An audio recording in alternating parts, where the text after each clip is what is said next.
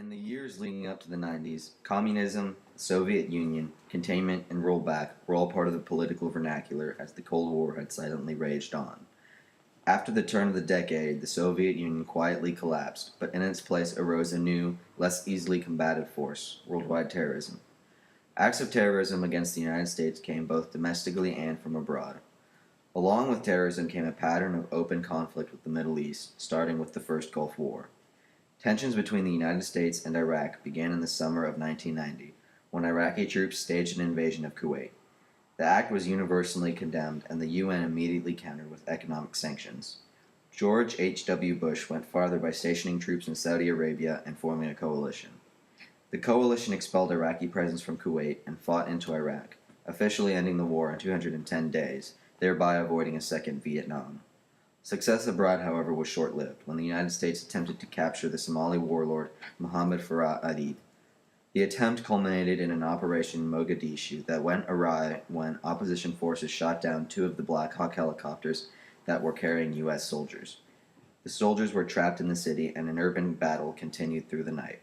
By the time a UN coalition force rescued the soldiers the following day, a number of Army Rangers and Delta Force operators had been killed. This massive failure of an attempt at foreign aid would be not the only domestic dark spots of the 90s. A number of unfortunate events would go on to be part of the culture of the decade. In Jefferson, Colorado, two students from Columbine High School successfully purchased weapons and went on a shooting spree at their school. Racial tensions were shown to be ever present in Los Angeles when an African American man, Rodney King, was pulled over and beat to an inch of death. When the predominantly white officers who had administered the beating were acquitted, 6 days of rioting occurred. Theft, arson, and assault were common as black Los Angeles neighborhoods tore themselves apart. In Jonestown, Guyana, the phrase "drinking the Kool-Aid" was born when a commune from the People's Temple shot a congressman and committed mass suicide by drinking Kool-Aid laced with cyanide.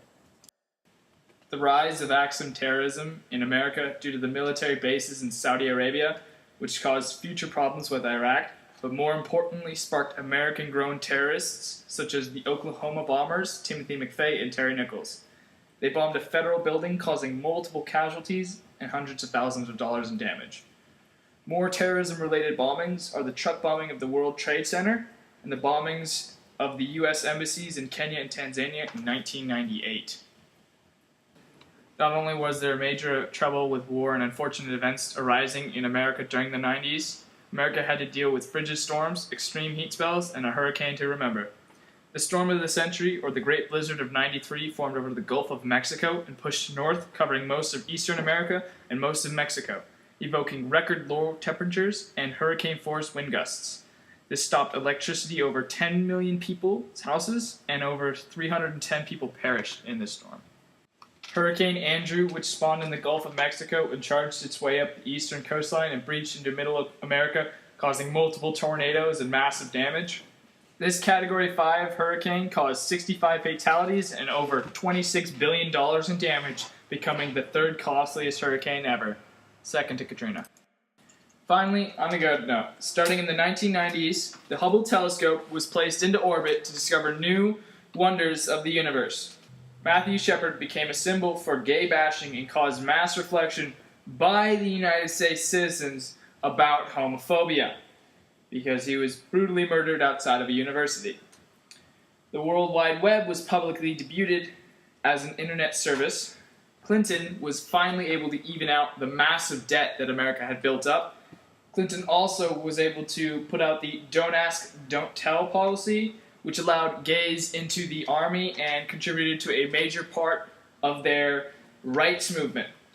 There was a minor recession, but eventually led to a stock boom, and the federal government was able to successfully clone sheeps. Yes, clone sheeps. Even though all these bad things happened, with some good things in between, America was able to show how resilient they were, because they came out at an economical peak with all this horrible, horrible things happening between hurricanes and tragedies and Columbine incidents and whatnot.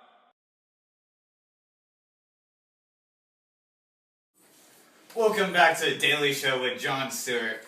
Today I have very unusual video for you about the resilience of the 90s. Can you please show them the clip?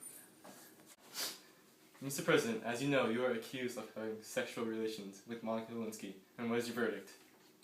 I did not have sexual relations with Miss Monica Lewinsky. If she said you touched her breast while in the Oval Office, would she be lying? I did not have sexual relations with Miss Lewinsky. If she said you kissed her breast while in the Oval Office, would she be lying? I refer to my previous statement. If she said you touched her genitalia while in the Oval Office, would she be lying?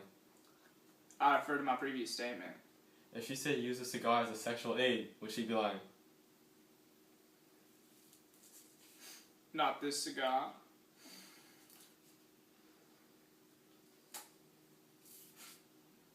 Woo! What a doozy. I don't know about you, but I could use a little Lewinsky right now, if you know what I mean. How's that sound, Sandra? But, in all seriousness, Bill Clinton has shown some true resilience against the bombardments of accusations from his reporters on such a scandal that is truly, and I mean truly, horrible. I mean, come on. Let's give the guy some credit. I mean, he is definitely more resilient than we thought. I mean, he's been able to survive this whole time with his wife. I mean, if he could survive his wife, he could survive anything. Sorry folks, but that's all we have today. Thanks for tuning in to The Daily Show with Jon Stewart.